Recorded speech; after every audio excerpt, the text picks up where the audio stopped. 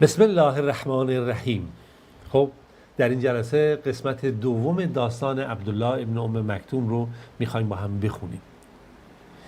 به اونجا رسیدیم که عبدالله ابن ام مکتوم اومد پیش رسول خدا صلی الله علیه و و ایشون مشغول گفتگو با سران قریش بود و به امید اینکه بتونه اونها اسلام رو بپذیرن نسبت به عبدالله ابن ام مکتوم توجهی نکرد، چهرش درهم شد و رو به قریشیان کرد و با اونها گفتگو کرد و در مسیری که بالاخره به خونه برگشت یک دفعه چشمان پیامبر خدا صلی الله علیه و سنگین شد، تیر و تار شد و فشاری سنگین از جانب وحی بر ایشون نازل میشد که ایشون سرش میخواست از این فشار بترکه و خیلی سخت بود و همینجوری سر ایشون پایین اومد. آیات نازل شد. اعوذ بالله من الشیطان الرجیم.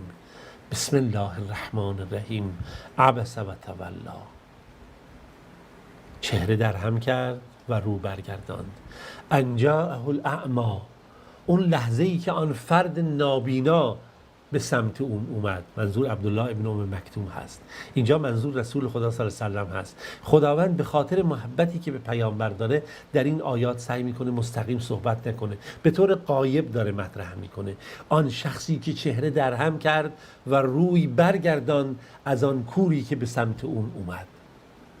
در عینی که در این کلمات و جملات ملامت هست، عتاب هست به پیامبر خدا و محبوب خدا، ولی در عین حال محبت هست به خاطر عدم توجه در این کلمات که تا اون حالت ارتباط و محبت قطع نشه و فقط یک آموزشه، یک حکمته. بله انجاه الاعمی، اون موقعی کور اومد پیشش، اون شخص کور. و ما یدریک لعله یزکا. ای محمد تو چی میدونی؟ تو چه چیزی تو رو آگاه کرد؟ شاید اون کوری که الان به نزد تو اومد تزکیه میشد، خوب میشد، رشد پیدا میکرد، پرورش پیدا میکرد، اصلاح میشد. او یذکر فتنفعه الذکری، این پند رو درک میکرد و این پند برای اون مفید میبود. یعنی محمد ببین چی برای تو خوبه، همه چیز فکر نکن بر اساس مقیاس ها و معیارهایی که بشر داره. اما من استغنا، اما اون شخصی که احساس ثروت و بینیازی و قدرت و شهرت و شوکت میکنه، فانت له تصدی، توی محمد به اون توجه میخوای بکنی و از این نابینای فقیر به قول معروف بی کس و کار میخوای دوری بکنی، توجه نکنی بهش. و ما علیک الا یزکا، برگردن تو نیست، اصلا ارتباطی به تو نداره که اون ثروتمندان گردن کلفت مفتخور فخر فروش مشرک خودخواه ستمگر تزکیه نشن. تو نگاه بکن که کی به تو نیاز داره. اما من جاءک یسعی، اما اون کسی که به طرف تو اومده، تلاش کرده، رنج کشیده، مهنت کشیده، به دنبال این اومده که پیش تو، و هو یخشا، در حالی که از الله میترسه، خشیت خدا، خوف خدا در قلبش هست. فانت عنه تلهی، توی محمد از اون رو برمیگردونی، رو به طرف اونها میاری. کلا انها تذکره، ای محمد اینجوری نیست، این آیات الهی فقط یک تذکره هست، یک یادآوریه، یک تلنگر هست، یک برنامه است. فمن شاء ذکره، هر کی که خواست این پند رو میگیره.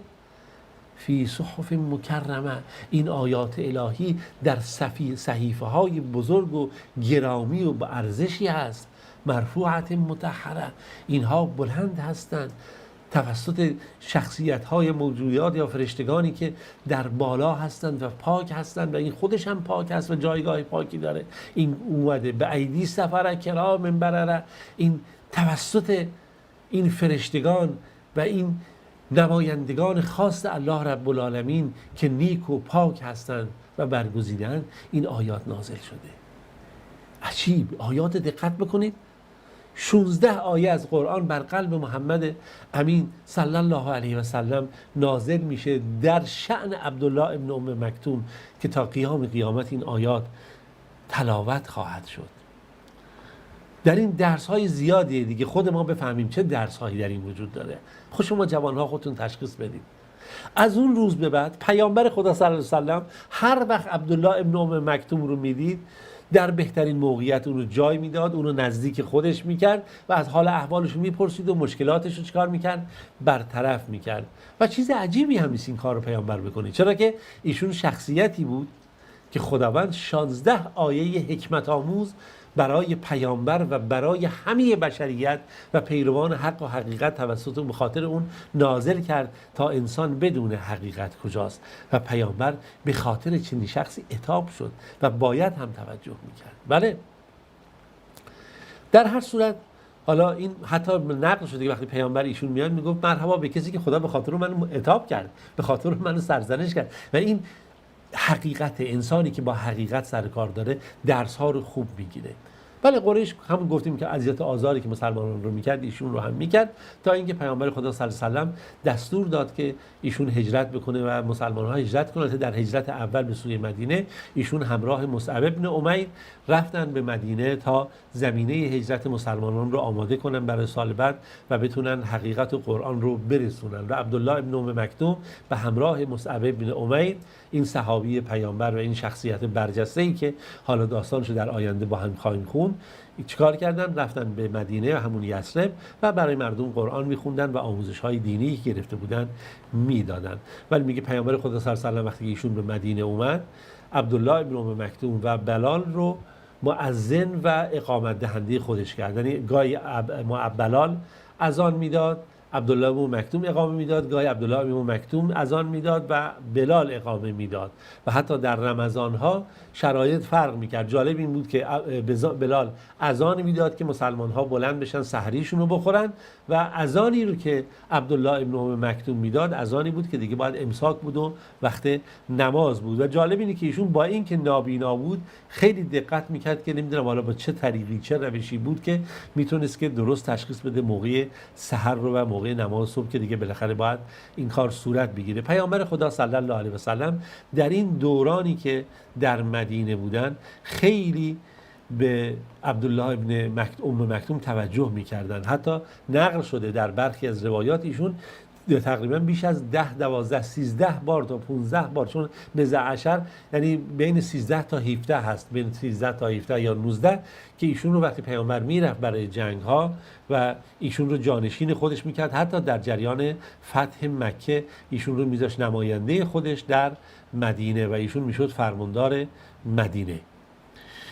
خب چون وقت ما خیلی محدوده، بعد خیلی سریع از این مطالب بگذریم. این اهمیتی بود که پیامبر خدا صلی الله علیه و سلم نسبت به عبدالله ابن مکتوم داشت و حتی پیامبر در این مورد نقل شده که پیامبر ایشون رو میذاره فرماندار و حضرت علی رضی الله عنه رو میذاره به عنوان سرپرست خانواده ها، که بعد اون موقع حضرت علی میگه رسول الله منم دوست دارم با شما بیام، میگه نه خب تو محبوب من هستی و فلان هستی ولی تو این سر خانواده ها نیاز به سرپرستی دارن، اما امارت مال عبدالله ابن ام مکتوم هست. حتی مواردی نقل شده که پیامبر صلی الله علیه و ایشون رو امام کرد و ایشون نماز داد. نکته خیلی جالبی، زمانی که آیات جهاد نازل میشد و شرایط جهاد بود، عبدالله بن مکتوم همیشه میگه خدایا یک کاری کن که عذر ما بالاخره مطرح بشه، ما چون ناتوانیم. بحث فضیلت مجاهدان بود در برابر مقاومین، اونهایی که جهاد نمی‌کردن.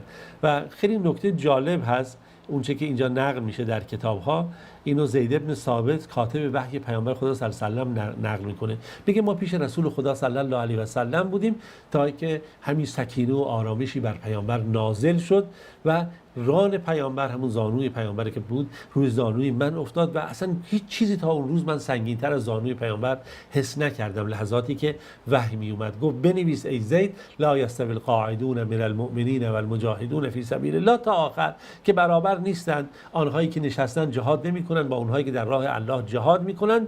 و میگه او ابن ام مکتوم که اونجا بود گفت یا رسول الله فکیفه به من لا یستطیع الجهاد، تکلیف اونایی که نمیتونن جهاد کنن چیه؟ میگه هنوز این سخن ابن ام مکتوم تموم نشده بود که دوباره همون حالت رخ داد، دوباره اون سنگینی زانوی پیامبر روی زانوی من، اون حالت سکینه و آرامش بر پیامبر نازل شد و دوباره پیامبر زانوشون سبک شد و آرام شدن. گفتن که چی نوشتی؟ میگه من خوندم لا یستوی القاعدون من المؤمنین. پیامبر گفت اکتب غیر اول الضرر، ولی غیر از اونهایی که ناتوان هستن و ضعف یا بالاخره بالاخره عیب و علتی دارن یا ضرری دارن، که اینجا خداوند به خاطر عبدالله ابن ام مکتوم و تمام کسانی که ناتوانی رو داشتن اینجا چیکار کرد؟ عذر اینها رو در مورد مجاهدان خاص که تفاوت کسانی که جهاد میکنن با قائدین چی هستن؟ اونایی که خب ناتوانند، علتی معلولی دارن دیگه حسابشون جداست. اما با همه این احوال عبدالله ابن ام مکتوم در هر فرصتی که براش پیش می اومد جهاد رو رها نمیکرد و در میدان جهاد قرار میگرفت و میگفت پرچم رو در اختیار من قرار بدید در بین دو صف تا من بتونم تو این صفها به قول معروف پرچم اسلام داشته باشم، شما بجنگید، حداقل کاری که از دست من برمیاد و من نمیتونم فرار بکنم، تا جایی که توان داشته باشم پرچم رو میگیرم. تا اینکه در سال 14 هجرت هست که عمر رضی الله عنه به خاطر اینکه بتونه حملات سپاه ساسانیان رو دفع بکنه نسبت به ایران، چرا که اینها بعد از رحلت پیامبر خدا صلی الله علیه و آله از قبل بازان رو مأمور کرده بودن برای دستگیری پیامبر و نیروهای خودشون رو و نیروهای نیابتی خودشون رو برای حمله به شبه جزیره عربستان تحریک می‌کردن و قبایل رو تحریک کردن در زمان ابوبکر و سپاهایی رو فراهم کردن برای اینکه مسلمان‌ها رو نابود بکنن. و حتی علی رضی الله عنه با به مشورت میده به عمر رضی الله عنه در موقعی که عمر میگه که اینها دارن حمله میکنن به سرزمین اسلامی و اگر ما بذاریم اینها وارد سرزمین حجاز بشن شاید ما نتونیم مقابله بکنیم باشون و این سرزمین ها رو ما از دست بدیم و اسلام به خطر بیفته و نابود بشه. علی گفتش که خب چی منظورت؟ گفت من میخوام خودم برم به جنگ اونها. در فرماندهی اینا گفت نه، خودت نرو، شخص آدم کارآزموده تری رو بفرست که سعد بن ابی وقاص رو در مرحله بعدی فرستاد، در چند مرحله که حالا خالد بن ولید بودند و دیگه، و گفت کسی رو بفرست و جنگ رو بکشون در داخل خاک خودشون و گام به گام در این مسیر حرکت کن که خدای نکرده عمر اگه برای تو اتفاقی افتاد تو میخ وسط آسیا هستی، این آسیا از کار میفته، تو نخی هستی که مثل تسبیح مهرهای مسلمانان رو یا امت اسلامی رو در خودت جمع کردی که اگر این نخ پاره بشه همه پراکنده میشن. در عین حال حالا بحث این بود که در این جنگ که معروف شد بعدها به جنگ قادسیه، عبدالله ابن ام مکتوم هم در این جنگ شرکت کرد. خب جراید خیلی حساس بود، حالا داستان مفصله که انشاءالله ما این رو توضیح خواهیم داد که چه اتفاقی افتاد. هرگز این گونه نبود که در ایران اسلام با زور شمشیر وارد بشه، اما این یک حمله تدافعی بود برای اینکه بشه اون صدهایی رو که برای حمله فراهم شده بود علیه مسلمانان در هم شکسته بشه. و این خب فتحی بود که خداوند گشود و ایمان رو به این سرزمین با میل و اراده آورد و هیچ کس هم به زور مسلمان نشد. ولی در اون جنگ عبدالله بن مکتوم حضور داره و پرچمدار مسلمانان هست و چند روز این جنگ طول میکشه. بعد از پایان جنگ در حالی که تعداد زیادی از مسلمانان به شهادت رسیدن و بالاخره جنگ به پیروزی میرسه، عبدالله ابن ام مکتوم رو دیدن که در میان شهدا در اون میدان جنگ به شهادت رسیده در حالی که پرچم اسلام رو در آغوشش داره. خب داستان رو ما ناچار شدیم کمی سریعتر بگیم. شما رو به خدای بزرگ میسپردیم تا به امید خدا بتونیم داستان بعدی رو در جلسه بعد خدمتتون ارائه بدیم.